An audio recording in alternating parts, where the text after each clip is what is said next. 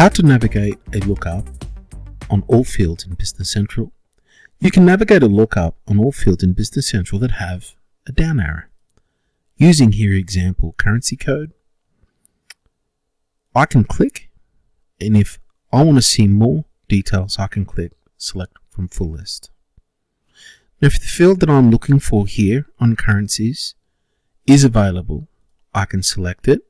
Alternatively, if I want to see more data that's hidden behind this record, I can now click the menu and click edit, and the card will appear over the top of my screen.